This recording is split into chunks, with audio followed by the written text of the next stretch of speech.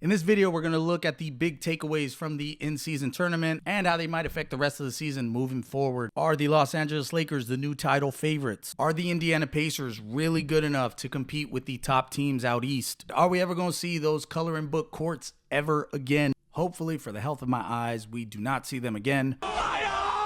Let's get into this and talk about this in-season tournament. All right, so getting right into this, the biggest takeaway from the in-season tournament, and that is for the Los Angeles Lakers. The 2020 formula that won them a championship will still work in 2023. What is that formula, you might ask? Simple. A healthy Anthony Davis plus a healthy LeBron James equals a title contender. You don't need another superstar. You don't need another third elite scorer. You just need Anthony Davis to be as healthy as he can be, LeBron James to be as healthy as he can be, and then you fill the rest of the team with solid role players that can play alongside those guys. They don't need to be superstars. They just need to be hustle guys that can play good defense, rebound well, bring energy off the bench, hit an open shot when needed, and really just play your game off of Anthony Davis and off of LeBron James. You really don't have to do too much. If you look back at the 2020 LA Lakers, that was really what they did. They knew having LeBron James and Anthony Davis automatically gave you two of the top 5 players in the NBA. You really didn't need any more elite scoring, so they just filled the roster full of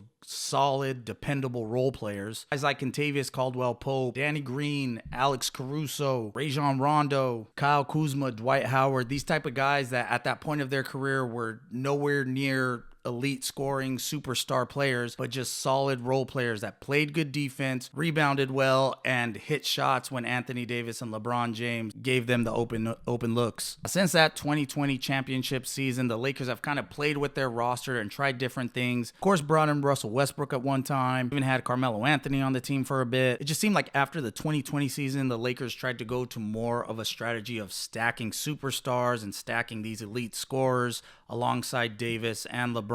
It just didn't work. It didn't translate to any success. Obviously, the biggest factor was Anthony Davis just couldn't stay healthy for it seemed like 2 straight years. He was injured, then come back and get injured again right away. But after watching these in-season tournament games and watching these LA Lakers play, it seems like Anthony Davis and LeBron James are back to both being top 10 players in the league, and the Lakers have gone back to the strategy of just putting good, solid role players around them, very similar to what they did with their 2020 roster. And just watching the results as they won the NBA Cup, it seems to be working, and this looks like the best LA Lakers team since that 2020 team that won the championship. We're going to lean heavy on LeBron James and AD for the scoring. Reeves and D'Lo will probably be there to help him out with that when needed. Hachimura, Prince, Vanderbilt, all these energy guys are going to be coming off the bench. And with this type of roster around a healthy Anthony Davis and a healthy LeBron James, the Lakers are without a doubt a threat in the West. Now, the real question, are the Los Angeles Lakers the title favorites after winning the NBA Cup? I would not go that far. It was a cool thing to win, and a single elimination tournament was a cool thing to see in the NBA, something we've never seen before. But when you have to play a team in a 7-game series and beat them 4 times, that is much different than just a single elimination tournament game. A 7-game series gives teams time to adjust and change things and really just wear you down if they've got that type of style. When I look at this Los Angeles Lakers team, while I think they are title contenders, I don't know if I'd put them as title favorites over, say, the Denver Nuggets or Minnesota Timberwolves. Now, the reason I say that is that if you're going to go through to the NBA championship, you're most likely going to have to go through Denver and Nikola Jokic. And from the Los Angeles Lakers perspective, I just don't think Los Angeles is well equipped to deal with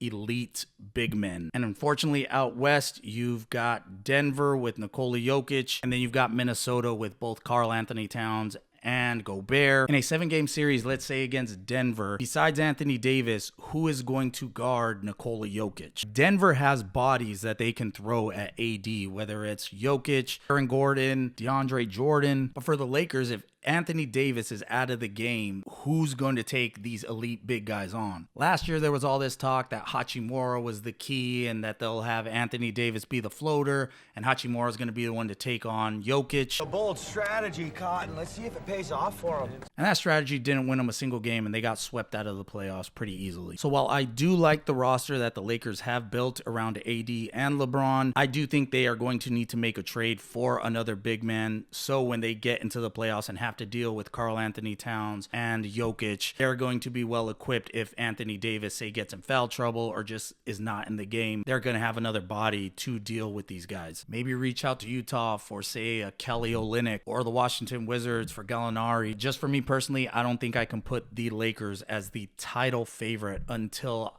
I think they are equipped to deal with Jokic and the big guys out in Minnesota. Moving on to takeaway number 2 of this in-season tournament. The Indiana Pacers are a lot better than we thought they were, but they are not one of the elite teams of the Eastern Conference. All right, let me first off say the Indiana Pacers are a really good team, a lot better than what I thought they were going to be and many other people thought they were going to be this season. Tyrese Haliburton is a true superstar and is playing at an elite level, one of the best point guards in the league right now. Alongside Haliburton, he's got a lot of scoring help with 7 other guys on that team averaging double figures in scoring. Miles Turner and Buddy Hield are borderline all-stars. They might have the deepest bench in the league. They regularly go about 11, 12 players deep, and their bench provides consistent scoring when their starters aren't in, when Ben Mathurin and Brown both averaging in double figures. Indiana currently sits with the number 1 ranked offense in the league, and there's actually a pretty big gap between them and number 2, so it's not even close. There's no question these guys can score the ball. The thing that keeps me from putting them alongside the other top teams of the East is that I think they're still finding out that they've got to play defense at times. Indiana currently sits as the 2nd worst defense in the league. Indiana's out here playing the type of basketball that would make the 2018 Houston Rockets proud. Nah, knock it off. Knock it off. The problem is, just like James Harden and those Houston Rockets, that type of style does not translate to winning in the playoffs. In the NBA playoffs, you have to learn to win in different ways because teams regularly change things up and try different strategies, and what worked in one game is not going to work in the other game. And while Indiana looks like an offensive juggernaut right now, we see many times teams with this style get to the playoffs and the other elite NBA teams really close in on what those teams like to do, and they make you play a certain style that maybe you're not used to. What happens a lot of times is if all of a sudden the defense is a lot more locked in and they're forcing you into shots you really don't want to take, your offense isn't flowing like it normally does, and then you got a defense that can't stop absolutely anybody. It just spells a recipe for disaster. I think for Indiana, they're really going to have to focus in on getting their defense right. It doesn't necessarily have to be elite, but it has to be better than the 2nd worst in the NBA, because that type of play style is not going to fly come playoff time. Might get you somewhat of a good seed going into the playoffs, but when teams actually focus and make a game plan and strategize and change things up on you like they often do in the NBA playoffs, it just tends not to work out for these offensive focused teams like Indiana. So for me, I can't quite put them in the same category yet as the Milwaukee Bucks and the Boston Celtics and even the Philadelphia 76ers. So even though Indiana did reach the finals of this in-season tournament, would you take them in a 7-game series over Milwaukee Bucks or the Boston Celtics or Philadelphia 76ers? Hell to the no, no. Didn't think so. For my final takeaway of this NBA in-season tournament, let's run it back. Normally, these games in November and December, we don't really pay attention to. We don't give much gravity towards because it's so early in the season. Teams are still figuring things out. There's still a lot of season left to be played. So Adam Silver, being the great commissioner that he has been for the NBA, took a chance with this in-season tournament. To say it was a really cool thing to see. There was a lot of fan excitement behind it. It was first announced, I really wasn't sure how the players would be about it. I thought some of them really wouldn't care too much. I do think most players and teams really tried to win this thing. It seemed like they were putting an extra effort towards it. We saw that in the point differential when they had to either win games or win games huge and blow teams out. And seeing a single elimination tournament in the NBA for the first time was a very cool thing to see. It gave each game a much different vibe and feel than just being like a game one of a 7-game series. Each game is a win or go home, so there was a lot of gravity towards winning these games. And it was cool to see the fans and the players both bring the energy of a playoff Game 7 type environment.